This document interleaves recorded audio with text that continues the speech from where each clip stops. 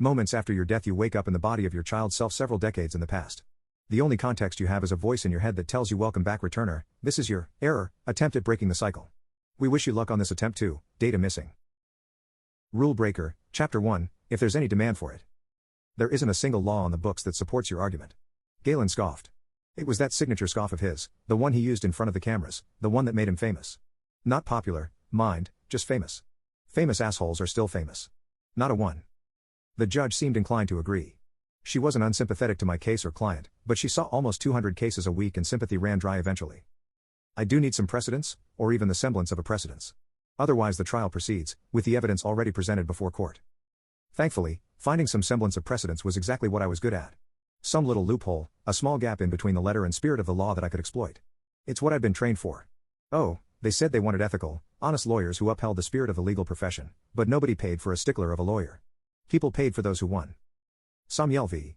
State suggests that my client, due to excessive power shortages and chronic heat waves in the area, was likely unduly encumbered.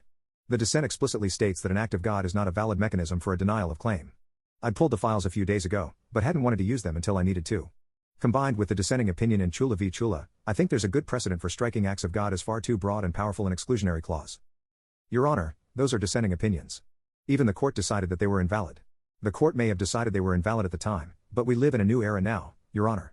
I needed to give Galen a little more leeway, enough to swallow the bait. A dissent is precedence, and it may well be a visionary precedence. A dissent is just a scrap of paper. This is ludicrous.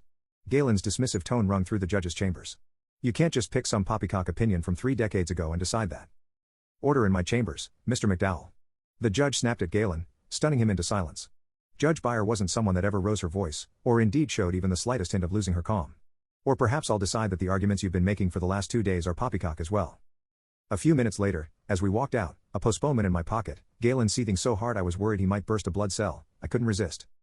Those poppycock opinions? Maybe you should get Roxy to check who wrote them. I kept my voice low, just so he would have to strain to hear them. It would piss him off more. Might give you an idea of what happened in there. As I walked out the courthouse, I patted blind Lady Justice on the knee. Bless her. Statues may have been blind, but judges were human.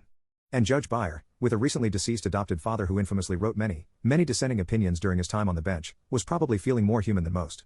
And perhaps the opportunity to make a very reasonable, very fair dissent a matter of precedent was, in her eyes, a way to expand his legacy. And maybe Galen would toss a fit while I slept like a baby. God, I loved being a lawyer. The street outside the courthouse was packed, as it always was during the evening. It was a place of work, emotionally taxing, exhausting, work, and that meant hundreds of clerks and secretaries and lawyers who clocked out exhausted and needed the sweet rush of dopamine. Hot dogs were popular, kebabs were my preference. But while I'd normally get a celebratory donair from the second cheapest and fourth best kebab cart on the block, I needed to get home. The thing about breaking rules is that it gets addicting. And sometimes, breaking a rule or two during the day isn't enough. And after that, it seemed like there were 2 options, crime, or speedrunning. And speedrunning was far more comfortable, and came with less risk of being disbarred.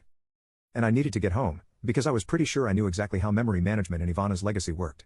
I'd been doodling diagrams all day, and there was probably a minor integer overflow glitch in the code, an unhandled variable that I could probably exploit. No, I don't date. What gave it away? I waited impatiently at the intersection, watching, waiting for the light. Sedan, probably a few miles over the speed limit, likely to go unticketed. Pickup truck, protective guard wearing away a little too much. Stroller, bonnet and all. Wait. Fuck. Stroller? I didn't want to move. I'm not the kind of guy who moves. I'm the kind of guy who waits, and then offers a card. I don't move. I moved anyway. Moved quickly at that, polished shoes tramping on the pavement, moved faster than I thought I could have moved. It wasn't just instinct, it was something else, some invisible hand pushing me. As my brain processed what I saw, my arms were already outstretched, practically forcing the stroller onto the pavement. From the corner of my eye, I saw an unkempt man with greasy hair and rounded spectacles. His feet were firmly planted on the pavement, his face recoiled in shock. You, hold the... As I tried to get his attention, I felt a feeling of weightlessness. A lack of being, a complete sense of being one with everything and nothing. Fuck, this is going to be a mess. Just sit tight.